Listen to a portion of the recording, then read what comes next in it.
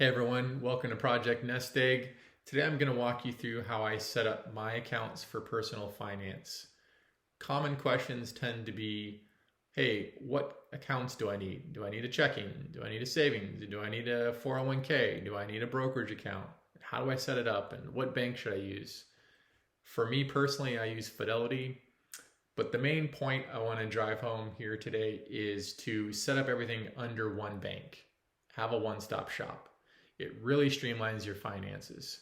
And for me, Fidelity had the most features and the most, let's say, user-friendly website. So grab a pen, grab a pencil and a notepad and take some good notes.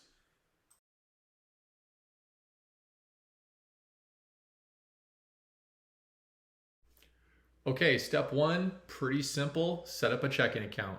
You probably already have a checking account. But again, the main concept here is creating accounts under one bank, under one umbrella to gain efficiencies. So for me, I was at a credit union. I went and set up a checking account at Fidelity. And from there, we'll talk about it later. You can set up direct deposit, get ATM cards, write checks, and pay all your bills. So step one, checking account.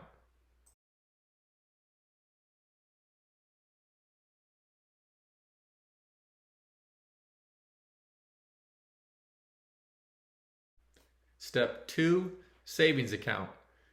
Really, we're just going to follow the same step as we did for setting up the checking account. You'll repeat it, you'll get a new account number, and we're going to label that account a savings account. And this is where we're going to keep emergency funds, 1 month, 2 months, 3 months, whatever you prefer. Or maybe you're saving for a down payment on a house or a car or some other item, but you want to have an account that is separate from your checking, that is where we're going to save cash.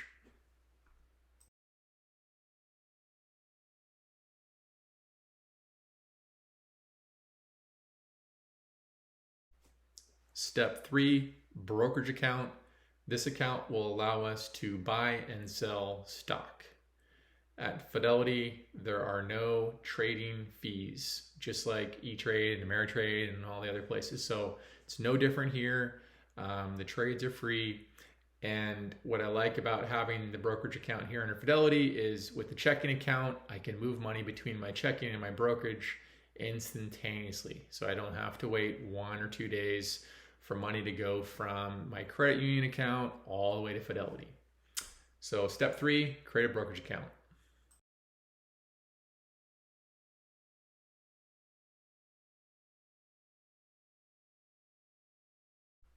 Step four, set up a 401k or IRA.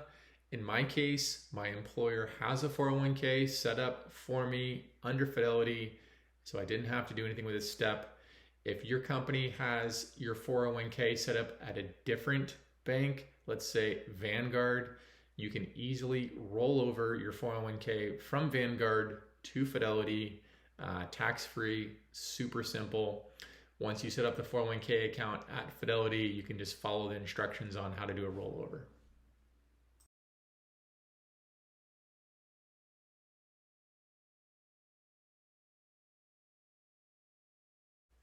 Step five, set up a health savings account. My employer already has an HSA set up for me through a different bank, Optum. So what I do is I roll over my funds from that HSA at that bank into Fidelity. Why do I do that? Again, because I want everything under one umbrella. And once it's in Fidelity, I can see it along with all my other balances and then choose any investments that I want through Fidelity.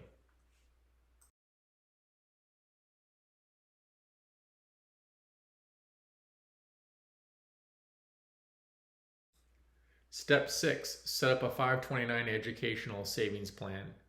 This is a good way to save money for your child or children's college tuition. You can go to my website, projectnestegg.com, for more information on how 529 plans work. And if you choose to set one up, Fidelity offers them. In my case, I have 2 boys, so I have 2 529 plans, one for each child. I move money from my checking to the 529 plan every month automatically, and it's super easy.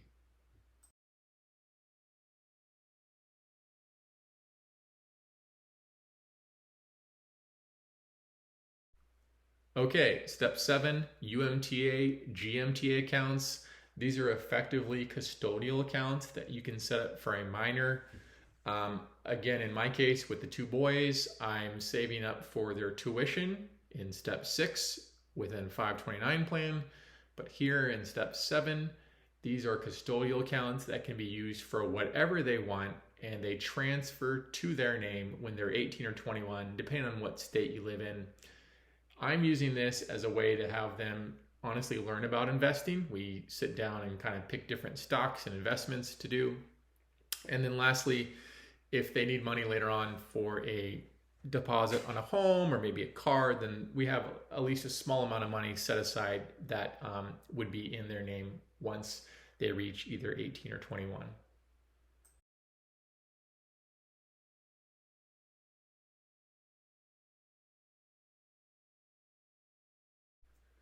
Step 8, you're going to want to set up the direct deposit and automatic investments. This is one of the most critical and important steps. Once your cash account is set up, you're going to want to go to your employer and give them the Fidelity routing number and then also your bank account number. Then you get your paychecks direct deposited into your checking account. From there, you can springboard out to your savings accounts and your brokerage accounts and your HSA accounts. And this is really where you gain all the efficiencies, because you can move money between all of the Fidelity accounts instantaneously, and you don't have to wait 1 or 2 days for your let's say your credit union or your Chase Bank to move the money to your Fidelity account. Everything just moves between the accounts instantaneously. And then best of all, you can set up automatic transfers. So you can think about, okay, I want to put $100 into the 529 plan, and I want to put $500 into my brokerage account, and I want that to happen every day on the first of the month. Once you set that, you're done, and you don't have to spend a lot of time manually moving money between all your accounts.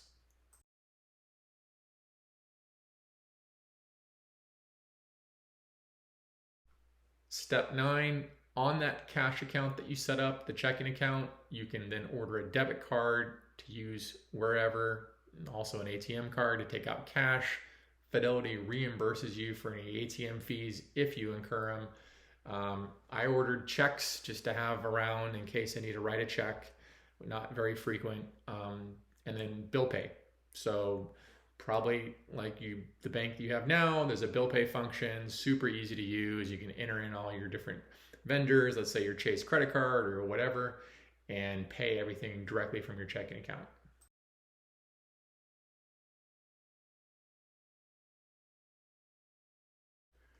Okay, step 10, the final step. Go to fidelity.com.